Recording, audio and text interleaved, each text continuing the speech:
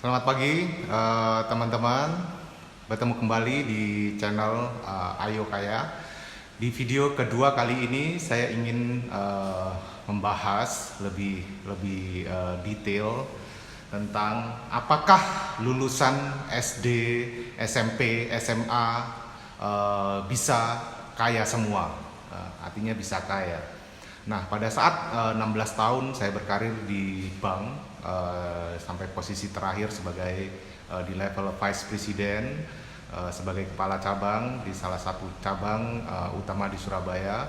Saya banyak menemui klien-klien sangat sukses, sangat kaya, sangat besar, sangat bermanfaat bagi orang banyak, sangat menginspirasi. Jadi saya suka sekali melakukan interview atau bertanya kepada mereka bagaimana mereka dari awal membangun bisnisnya sampai dengan keberhasilan yang sangat besar seperti itu. Dan yang pertama yang sangat menarik adalah 70% dari beliau adalah lulusan SD, SMP, dan SMA.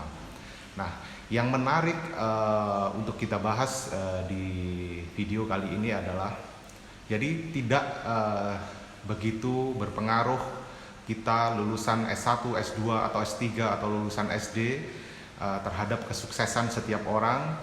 Dan saya sendiri juga lulusan S1 ya, tapi saya sangat appreciate sekali atau sangat menghargai sekali background dari keluarga-keluarga kaya, karena kebetulan waktu saya menjadi branch manager di bank, salah satu bank dari Amerika yang ada di Indonesia, saya menggali dari beberapa klien yang setiap kali saya temuin, dan saya suka atas hal itu, belajar dari kesuksesan orang lain.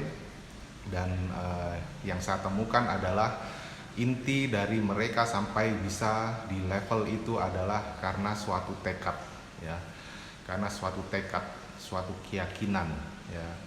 Karena tekad kuat itu yang membuat beliau semua mencapai keberhasilan itu. Jadi jangan patah semangat buat teman-teman yang belum mendapatkan pekerjaan atau masih nganggur, atau lulusan SD, SMP, SMA yang masih belum mendapatkan pekerjaan. Jangan patah semangat, ya. Karena potensi itu ada dalam diri kita masing-masing. Ya, teman-teman hanya perlu tekad, ya, perlu tekad yang kuat, keyakinan yang kuat bahwa kita mempunyai potensi yang sangat luar biasa. Ya, rata-rata manusia itu kesuksesannya itu karena ada suatu momentum. Ya, misalkan kebanyakan dari klien saya adalah sebelumnya itu dari background keluarga yang sangat kurang mampu. Misalkan orang tuanya meninggal sehingga dia harus menghidupi adik-adiknya, sehingga ada krisis, ya, krisis yang ada dalam dirinya, sehingga dia harus bangkit dan berbuat sesuatu untuk dirinya dan keluarganya atau saudara atau adik-adiknya tersebut. Sehingga dari fokus dan tekad keyakinan yang kuat itu, akhirnya beliau semua menemukan suatu potensi atau tindakan yang harus dilakukan.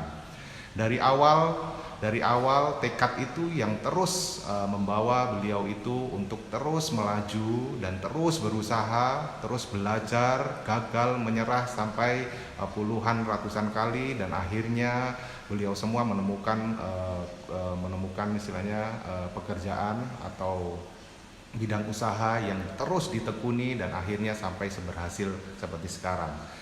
Jadi bukan tentang background, tentang pendidikan, tapi yang paling utama adalah tentang mental, ya, tentang mental dari atau karakter yang ada dalam diri sendiri. Nah, mulai sekarang saya ingin men-encourage teman-teman sekalian untuk mempunyai mental yang positif, untuk mempunyai tekad yang kuat. Karena segala sesuatu saat ini, tidak peduli teman-teman lulusan SD, SMP, SMA, atau belum dokter atau PhD, jangan berkecil hati, karena tingkat pengangguran yang ada di dunia sendiri itu tidak peduli tentang lulusan apa, ya.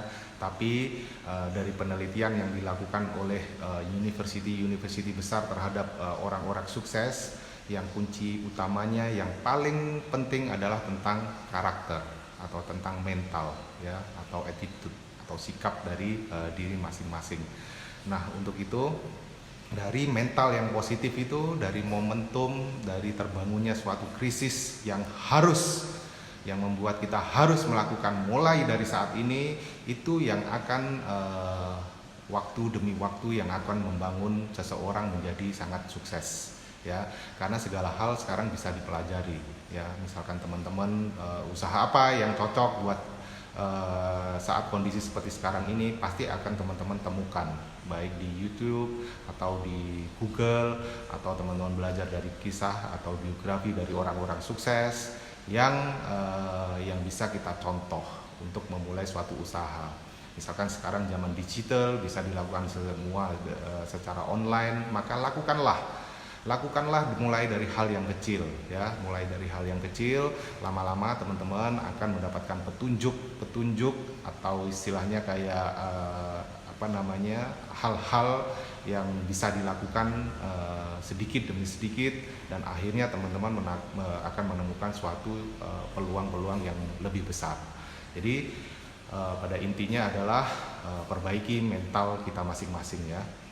Nah, untuk video selanjutnya saya akan sharing tentang perjalanan saya dari mulai saya lulus kuliah di Malang, dan saya berasal dari sebuah desa kecil di Banyuwangi, sampai saya sekarang merasa bahwa ini adalah awal, tapi sudah cukup. Saya memiliki banyak properti, ada 8 rumah, ada tanah yang sudah 10.000 meter persegi di beberapa kota, dan akhirnya saya ingin menggugah kepada teman-teman semua. Dari background awal dibentuknya komunitas Ayo Kaya ini adalah saya sangat ingin berbagi, karena saya melihat di berita yang terbaru ini ada 6,8 juta pengangguran. Pasti ini ada sesuatu yang harus diperbaiki, ya, dengan suatu lingkungan yang positif.